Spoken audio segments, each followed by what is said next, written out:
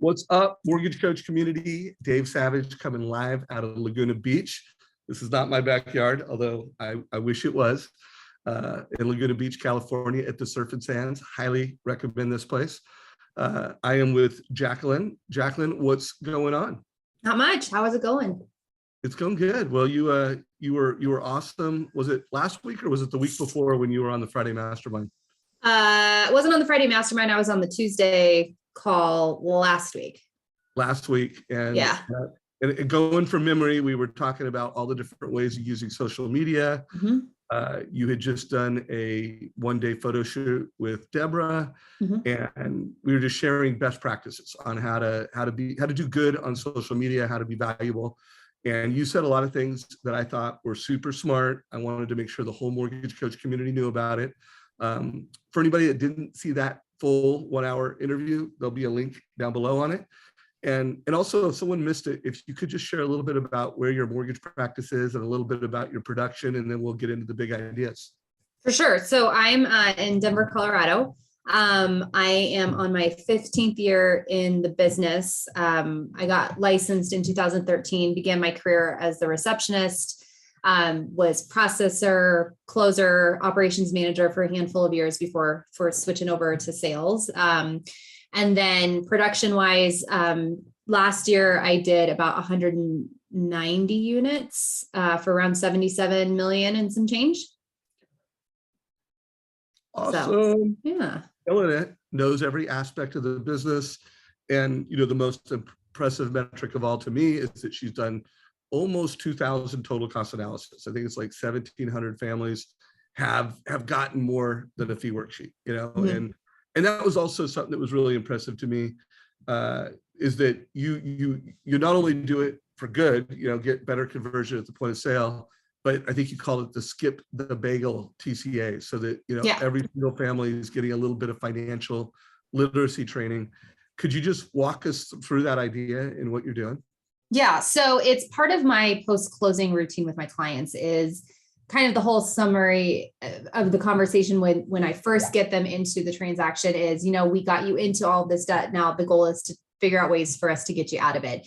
And I basically just show them what making an extra $100, $200, or $300 to the principal balance of their loan, what that's going to do over time. I preface that with, because I got a lot of first-time homebuyers that are buying and we've got really low rates and things like that. So I also preface it with, hey, this is quote unquote good debt. The rate's really low. The mortgage interest is tax deductible. So I always want to look at, instead of paying towards the balances at first, is also taking a look at, okay, can I make an extra 100, 200, whatever, to any high interest credit card balances? Can we get some of our debt paid off, our other debt paid off? And then once we've accomplished that, then are we reinvesting in ourselves? So we're creating that retirement and putting extra money away into retirement, things like that. And then on top of all of those things, so just so we have a more well-rounded financial plan into the future, because a lot of times this is the first time that it actually makes sense to really dive into this conversation is, okay, here's what happens if you make an extra $100 payment to the principal. Here's that compound effect kind of in action. And what does that do off the life of the loan, and how much sooner can you basically pay that loan balance down? Well, I love that. And actually, I do want to put you on the spot because you're not the average loan officer. You know every aspect of the business. You really do help people from a financial well-being standpoint. How do you position yourself at the point of sale? Like most loan officers, it's, hey, I close loans on time. I have great rates. I can close your loan in 2 weeks. What are some of your value prop phrases that you say often at the point of sale? I usually focus on kind of like, okay, well, what's your plan? Because what I think is a good fit for a client as far as the loan terms are concerned may not be in line with what they think their goals are. So I think my biggest thing is, and I especially do it when I know that they're shopping. So if I know that they're talking to 2 other lenders, and I kind of just broach the subject from a perspective of, look, we're all going to be pretty similar as far as what programs we have to offer and what rates we have to offer. The big difference between myself and the rest is, one, my company, we have some guarantees. So we guarantee our pre-approval, we guarantee our closing costs, we guarantee we're going to close on time. But beyond that, it's, you need to kind of work with the person who you feel like is going to take the best care of you. And I always tell clients is like, I'm never going to let you get into a loan that I wouldn't put myself into. And I actually had that conversation with a client today. We're trying to decide between a 30-year fixed and a 10-year ARM. And the 10-year ARM's got a much better rate. She's like, well, it just makes me nervous. And I was like, look, I would do the 10-year ARM. The rate's lower. 10 years is a really long time. There's likely to be some kind of refinance opportunity in the future. We have a house we might sell and we could use it to pay down the balance. And it's probably not a house you're going to stay in for 10 years because their family's constantly growing. So just really looking out for understanding and listening, actively listening to what their goals are for the long term and finding ways to get them into a loan structure that really makes sense for, that's also going to support whatever financial goals that they have. Love that. And so really the key is no one's going to care more. Hey, you're guaranteeing some specific things that you know are important to the transaction, and then you're showing you care, and then you're using a total cost analysis. Yeah. So if you don't mind, I really want to unpack this skip the bagels. So anyone listening to this, Jacalyn's doing this like a couple weeks before the first payment is coming, and she's giving some financial literacy. So if you could show a total cost analysis that you send, and then I'm going to ask you questions around it, because I think it's great leadership. I always talk about how as a loan officer, you can be truly the most valuable advisor a family ever had, more valuable than a CPA, more valuable than a financial planner, but that means you need to do more than a mortgage transaction. Right. And I think this is a good example. So yeah. Show us one. Yeah, I will share my screen with you real quick. Oh, you want to see your screen?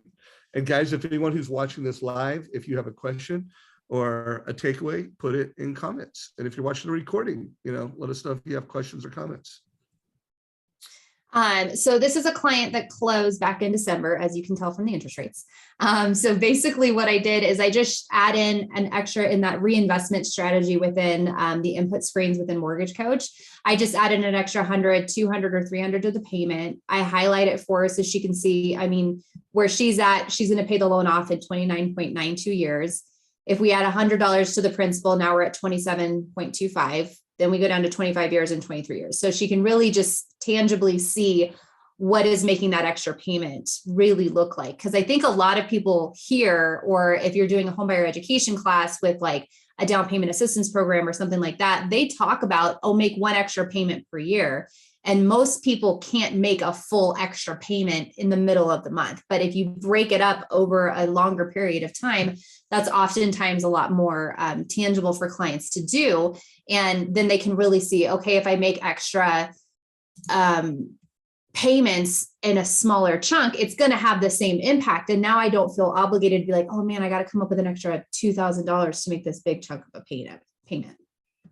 Cool. I want to show the more information. I want everybody to notice up here, there's a little more information button, and you could click on that and really start to see the math, so I just wanted to make sure everybody knew that this existed and you can see the math on that. Also, I wanted to make sure if you could scroll down, Jacalyn, I want everybody to see just the long-term impact. When you look at what does that mean monthly, what does that look over 60 months? And then what does that look like over 15 years? You're showing the long term. Go all the way to the bottom real quick. If you could scroll all the way to the bottom. And then I also want you guys to notice that, you've done a nice job. Your company has, you've got a lot of Mortgage Coach integrations. This is the experience.com integration with Mortgage Coach. And look at that, 626 reviews at 4.95. That's beyond the norm. Is there anything specifically you're doing to, get people to give you reviews? And obviously you got to give good service and keep your promises, right, to get good reviews, but do you have any moves or intentions? No, it's definitely something I've thought about kind of integrating somewhere with at the beginning of my process, and just kind of talking about, hey, if you feel like I've done a great job, and like verbally having that conversation. It's not something I've ever really actively done. We do something called a closing recap right before closing takes place. And we send out just a final breakdown of numbers. Here's where closing is going to be. Here's what the payment ended up being. Here's how much your closing costs ended up being, and that kind of thing. And within that email, it does say, hey, if you think I've done a good job, I really hope that you'll leave a review. And then there's a follow-up, an automation that goes out. I think like a week after closing that says, hey, I've sent you this link.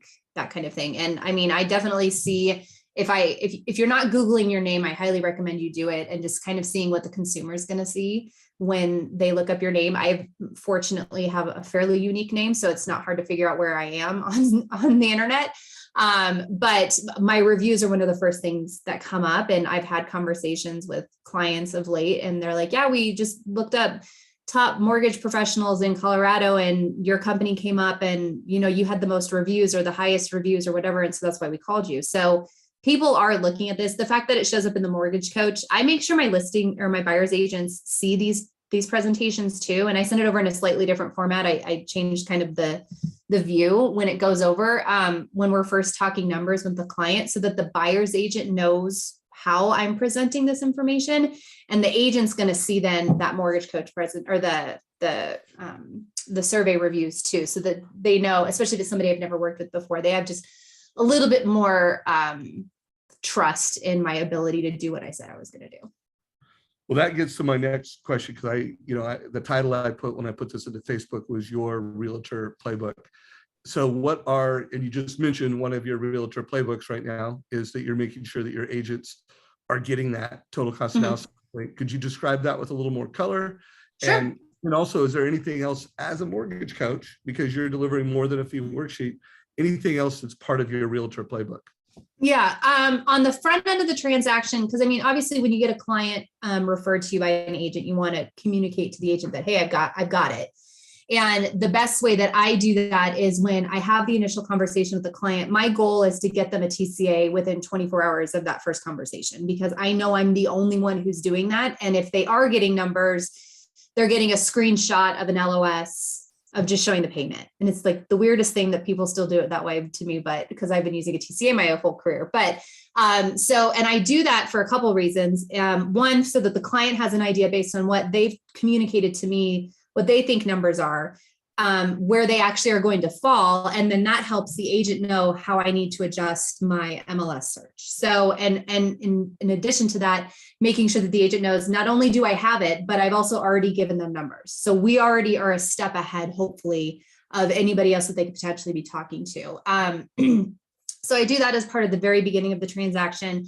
I let the clients know, hey, if at any point while you're searching, if there's a specific property, send me the address. I always include the agent in there, because a lot of times we're also looking at, okay, how much higher do I need to bid up on this property? And now we know, okay, how much higher can we offer if we need to get super strategic? And then throughout the process, I give video updates. I use BombBomb for that, just to kind of let agents know kind of what's going on in the process. But I also do a pre-approval video. So I do all my work at the front end. I do my pre-approval. I send that over, and then I follow that up with a pre-recorded pre-approval video that's generic in that you could send it multiple times, but really kind of hones in on, hey, thank you for considering this offer. Here's a little bit about my clients. Here's what I've verified. Here's how I work, so that you know kind of what you're going to get from me. And here's how my process is going to look, so that you kind of know what that looks like. And I do that. I started doing it when I was going on maternity leave 2 years ago, because I was sick of people bugging me on the weekends, because it was the only time I had to sleep while I was pregnant. And then on the weekends, it was just the best way for me to get out to the agents without my clients waiting on me to do something. And especially on the weekends, if we want any kind of work-life balance in this industry, being as proactive as humanly possible and trying to anticipate the needs of both your agents and your clients is the very best thing that you could possibly do for yourself. So I've done that. Make sure that the client sees it, but obviously the agent gets it. That way the client knows just how much further I'm taking this. And I'm not just, here's a piece of paper and says you're approved for a dollar amount. So now we've gone into, I'm hopefully addressing all of the questions an agent could possibly ask me on the phone. There are still some agents who still insist on having a conversation with me, and I'm fine doing that, but I'm probably already addressed absolutely everything. Yeah, and it's a service to the agent. It saves them time. I want to show, I had asked Jeremy Forcier, and by the way, Jeremy is going to be our guest this coming Tuesday, and I'm going to do the Jeremy Forcier Realtor Playbook for 2022. But I had Jeremy, I think it was probably 3 weeks ago, and I was saying, Jeremy, what is the number one TCA that you're doing in the market today? And he said, this is it. It's this where we were, where we are, and where we're going. And so, Mhm. I mean, it's basically a hybrid of a total cost or of a cost of waiting, where now he's not changing the purchase price, but he's changing the interest rates. Yeah, that's great. Are you doing anything like this? You know, kind of a cost of waiting analysis to create urgency? I haven't done anything like that of late. The last one I did to that capacity is just setting up, because we had those new loan limits that came out. And there was a Right. pretty big jump in the Denver metro area for us. And that created a whole lot of opportunity for a lot of people. So I put some information in around that. I've done cost of waiting quite a bit. And I do that a lot with my new build clients, just so they can kind of see, hey, we're not even breaking ground yet. We're not going to lock anything in. And here's where rates might go, kind of thing. So definitely having that conversation, and then just showing too what property appreciation is going to do, and in addition to the rates going up, so that they can kind of see where those jumps are going to be. Because Denver market's becoming very expensive, so there's lots of clients who are like, no, we're just going to wait for it to cool off, and it's like, it's not cooling off. These are the numbers. This is what you need to be prepared for, because you're going to price yourself out of the market if you wait too long and sit on the sidelines for too long. Yeah. And by the way, guys, so she's tailoring it again, consistent, asking questions, tailoring it. And when someone is on the fence, she is showing, hey, you know, what do you think values are going to do? Now let's dollarize that and let's look at that over 5 years and 10 years, and you decide, you know, is waiting worth the risk? So I just want to make sure everybody caught that. What about, you mentioned you work with a lot of first-time home buyers. Do you do the rent versus own very often? I do the rent versus own. And then I do, because a lot of clients, I think there's a misconception just because it's been the conversation's gone on for so long about, oh, well, you can rent's more expensive than owning, which isn't inaccurate. But I think a lot of first-time home buyers that just don't have the information, they just automatically assume, well, if I pay $1,500 a month in rent, then automatically my payment's going to be $1,000 for my mortgage, because everybody's been telling me all along it's so much cheaper. And it's not the dollar for dollar cheaper. It's all of the different tax benefits that you're going to get and the equity you're going to build. And so it's just so much further beyond your owner or your monthly payment. It goes into that ownership and that equity acquisition and things like that. So talking a little bit more about, okay, here's what we think the property is going to appreciate too. Because a lot of clients now are, well, if we refinance in the future and the rate's going to be higher, and it's like, it might be, it probably will be, but we're going to be refinancing at a lower loan amount. We're probably going to be able to knock out that mortgage insurance. We can go from FHA to conventional. I can roll that. I have CHFA down payment assistance. So it's 2 loans. So what's rolling the 2 loans into one look like? So there's always an opportunity to set up the next deal and just really show them, like, here's the wealth you're going to create for yourself and for your family for the long term, because that's really what this is helping those first time buyers really start to develop that long-term wealth and have this piece of equity that they're going to always be able to rely on because of the appreciation that we're seeing in the market. And I think we're finally, mortgage lenders and bankers are doing things the right way. I got in the business in 07, 08. So I know what the upside down market looked like. And a lot of people are saying, hey, you know, what if this happens again? It's like, it's not going to happen again. And here's why, because we're doing it right now. The stuff that was going on back then was completely backwards. And I asked my dad all the time, I'm like, is this what you were doing? Because, oh my gosh, this is insane that this is what was going on. And we weren't doing it that way, but a lot of people were. And that's how we got to the position that we did. Yeah, there's no doubt. And I interviewed David Childers, the president of Keeping Current Matters, on Tuesday. And by the way, his slides are in our group, so check them out. I'm actually going to show one, or at least try to show one real quick, because he made a case how we're not going to go back to where we were, you know. And he showed a lot of slides that made a lot of sense, but one of them that just really blew my mind is just how different FICO scores were back then. So, you know, last time around, and you looked at FICO scores, you know, they were low, and FICO scores are a lot higher now. Actually, here is, I think this is it. No, that's not it. Do you use Keeping Current Matters by any chance, by the way? I do. Mm-hmm. Yeah. Do you ever combine those slides with slides for Mortgage Coach? I haven't. What I've used Keeping Current Matters for the most is I have clients that will go out to it to get like the buyer books, the guidebooks that are available in there. And every once in a while, I'll use those as like some marketing materials with my agents, just as an additional value add. And then I use the content and like the blog posts. I use that within my social media as well. Yeah, well, if you're trying to help get a buyer off the fence and into escrow, again, just put a total cost analysis together for them. And by the way, if based on their assumptions, it doesn't get them off the fence and into escrow, well, then it shouldn't, because that's what their beliefs are. But if they're like, oh, I think rates are going to do this, and I think values are going to do this, you're doing a massive value for a real estate agent to get them off the fence and clear. This is a slide that just blew my mind. It's the number of buyers per year that had FICO scores under 620. And so, I mean, look back in 2007, just how many people didn't have the kind of credit score that they do now. It's crazy. Mm-hmm. So again, he made a whole case. Affordability, when you look at housing affordability, this is where it is right now. The only time we've ever seen affordability better was during that meltdown period, mm-hmm. when we were in a very tragic market. There was a lot of distressed sales, but you even look at leading up to the meltdown, it's more affordable now. So right. Anyway, those are in the group. If you want to hear Dave narrate them and a whole mastermind around it, it's in our YouTube channel.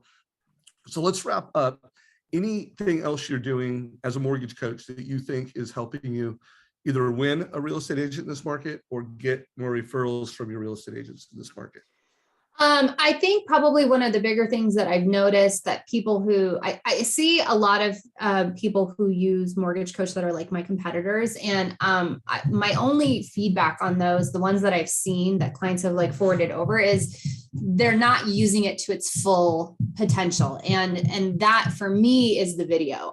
There's a video with every single TCA that I put together, whether it's direct to the consumer, something I'm setting up for the real estate agent, something I'm doing with the TCA Tuesday, or just posting something. And that video, it's not, I don't do it from I'm going to explain this from start to finish so I don't ever have to talk to you. I just want to give you a snapshot of what this is so that you can get a taste of the level of value I'm going to provide to you as your mortgage professional. And once they see that, like my presentations, because you get the notifications when it gets opened. And so how often it's opening it. And Joe Smith is not opening it 67 times and looking at it. So it's like, okay, well, who's looking at it? And a lot of times it's getting forwarded off to other agents or other consumers. And that's just going to get your name out there because you're coming from a position of creating value, but also just providing that education. And I feel like the TCA, what I like the most about it is just my ability to show a client multiple ways of accomplishing the same goal. So if they come to me and they're like, I really want to put 20% down, it's like, I mean, you could, but like, what if we did 15% and we prepay the mortgage insurance and we're still out of pocket less, the monthly payments lower and the rates lower? Like, you don't have to do this. Or showing them how to build that appraisal gap strategy into your down payment and things like that. I've used them for sometimes when open houses were a lot more prevalent pre-COVID.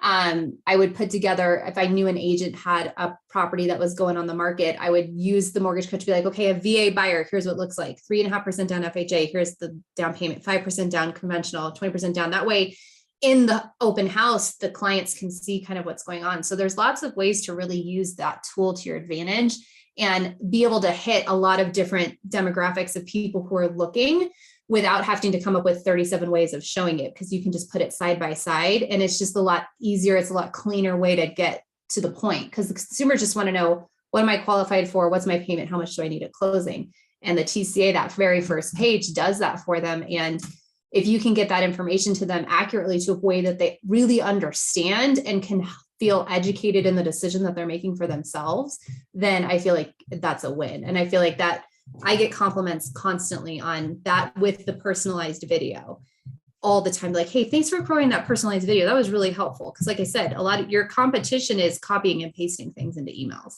And that's not really competition. Right. So I want to make sure everybody really heard what she just said right now, because I say this a lot, that having a mortgage coach is not a competitive advantage. There's no piece of technology that because you have it, you have a competitive advantage. It's how you use the technology. And part of that is asking questions, listening. Part of that is knowing this mortgage business so well that you can put in the right loans and the right strategies and have some basic financial literacy to, recommend loans, and then putting a video on it. So now that it's a full mortgage experience. And here's the deal, guys. Once upon a time, mortgage coach was like less than 1% of loan officers had it. It's a lot more now, and it's going to go to 50%. I don't know that we'll ever have every loan officer and every loan in America getting a total cost analysis. I would like that, but I can tell you it's going to be 50% someday, and the competitive advantage, it will be you. Like Jacalyn, how smart she is, how much she cares about the people that she serves, and the fact that she uses technology in a masterful way. So I hope you guys heard that. It is a massive competitive advantage today just to give a TCA, because it's not like the majority or even half of loan officers have it. But guys, it's just a question of time until they do. And I would recommend you get ahead of it. So Jacalyn, last question, because people always, they see mortgage coach, they're like, okay, that's a better experience. Okay, I know if I did it, it'd be better off. But a lot of people think it's going to take more time. And I know that just about every loan officer I know that's done over 100 total cost analysis is like, it's a time saver. Could you speak to just how you think being a mortgage coach saves you time? Yeah, I mean, because what's nice about it is once you set up one, like for this particular client that we looked at the TCA for previously, I'm just duplicating the same scenario and I'm making little tweaks. Whereas if you were having to create the same thing over and over and over again, I mean, it really is a time saver from the perspective of you can create your closing cost templates. And if you have one specific loan scenario that you're constantly doing, you can just replicate that and things like that. And what's really nice about it too, is being able to go back, and now I've got, it's an annual review time, and I already have their TCA from when they purchased. And now all I have to do is update a couple things, update stuff to current market, and I have the same data, but at least now I know exactly what I reviewed with them the last time. And what I love about it too, is they can constantly go back to it, and I'm not having to constantly recreate the wheel. And, oh yeah, we talked about this 6 months ago. Let me go find the information and try to make sure I'm telling them the same thing. So I think it probably takes me, now that I'm so fluent in utilizing it, it probably only takes me maybe 5 minutes to get things updated the way I need to, which is probably half as long as it would take me to research rates and things like that. And recording that quick video. I think it's just, for me, it's so ingrained in part of my process that it's setting up the TCA is just second nature to me. And when I don't have one, I'm like, what did I do? What happened? It's just this, it's like not pulling the credit report. It's like, what do you mean I don't have a TCA? Like, where is it? So before we wrap this up, I just want to make sure everybody knows where a few resources are.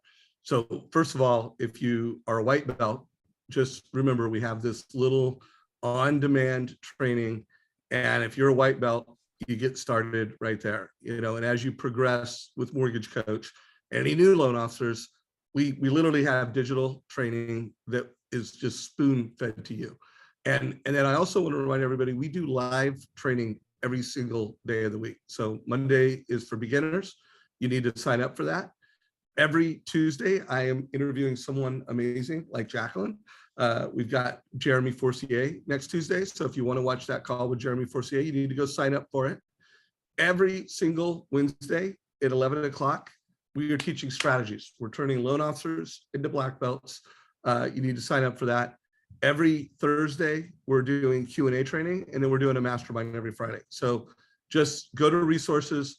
Also, we have this top producer insights where, based on some of the best strategies of mortgage coach, not only is there a great video, but there's an actual TCA. So you can see the TCA.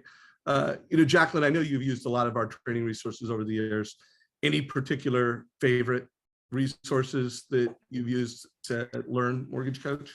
Yeah, I think the ones that I like viewing at this point in my career, just because it's been a while since I've looked at like the how-tos, is I'm using with the TCA Tuesdays, I'm using a lot more of the marketing ones than I've ever used. And I actually had to email the help desk because I'm like, I don't know what I'm doing wrong, but I can't find any of the ones that I've created. So it's nice that on demand is definitely very helpful. But what I really like and about the mortgage coach community is just being able to see what other people are doing. And being like, oh, that's actually a really good point, because you can take the data from somebody in California, New York, Texas, wherever, and just recreate it to your own market. And you're not having to, I think that's probably the most intimidating thing about being a new mortgage coach user and wanting to utilize it to create more recognition within the market and position yourself as a place of resources and education is, okay, well, I haven't done that many loans. So what kind of TCA can I put together? And what I tell my new guys all the time is like, all you need is an at-bat. And I think I talked about this the other day is, so reach out to all of your friends who have house and be like, hey, I've got this new product. It's called Mortgage Coach. And I want to put together a total cost analysis. I know you just bought your house, but will you let me just put together a refinance scenario for you? And that's both getting the confidence to put it together and allowing you to kind of work within the system and create a level of value for somebody who's not currently your client, but they might be. And so just kind of getting those at bats and just seeing what other people are using it for. And I look at what the guys in my office do all the time with Mortgage Coach. And there was one that you just showed on the screen. I'm like, that's a good one. I need to go look at that one. So just using it to its full advantage, and just know that there's a lot of seasoned people who've used this product for a really long time that have really good ideas that you can go in and certainly not rip off, but imitation is the most sincere form of flattery. So just use the resources and learn from people who've been doing it for a really long time. And I think that's probably the other thing I'd say is like, if I'm happy, I love teaching, I love showing people how to do this, not just consumers. So if there is anybody in the community that just is like, I know what it's like to be new and to not know who to reach out to. So if I can ever be of help, feel free to reach out to me. Like I'm an open book. I have an open door. I'm happy to help with anybody and run ideas, and doing the marketing stuff and doing these kinds of things is really some of my favorite. If I ever stop producing, Deb's already said I have a position with her. So I sent her a really good marketing idea yesterday that I really hope she uses. But I really like this stuff. I like getting in front of people. It's where I feel like I can do the most good and build that relationship, because I know I'm better in person. And I think this, in an age of technology, this gives you the ability to be in person to an extent. Yeah, well, make sure you follow Jacalyn on social media. Jacalyn, if anyone wants to follow you on Instagram, Facebook, or wherever you participate in social, what's the account name? My business one is Jacalyn Zenith Home Loans. And I think if you just search that, all of my stuff comes up. My personal page on my Instagram, because I overshare pictures of my son, I keep that one private, but all of my smart alecky stuff and all of my goofy stuff, everything's on my business page and stuff like that. So follow me in all those places. I've got YouTube, but yeah, Jacalyn Zenith Home Loans, and you'll find me. Right on. And by the way, I had interviewed her dad on new loan officer training. He's one of the best in the country at bringing new loan officers into the business. And I had done a number of interviews of a lot of different people, but check this out. There's a new loan officer playbook. I'll put a link down below. Dave Gallegos, her dad, there you go, how to fast track training and success of new loan officers. And it's a great screenshot of his face. Yeah, right. I know, but it's got some scripts. So kind of what she shared, if you didn't write it down, go back and listen to it, but also check this out. Jacalyn, you are a treasure to the mortgage coach community. It's been awesome watching you grow up in the industry, and you're one of the best in the country. If I had someone move into Denver, in fact, I think I did recently. I think I did. You. Yep, you did. I appreciate it. Yeah, you're a gift to the industry. So take care. Thank you very much. If you got value from this, give it a like, share it with your friends. If you don't already subscribe to the Mortgage Coach YouTube channel, make sure you do. Take care, everybody. Thanks.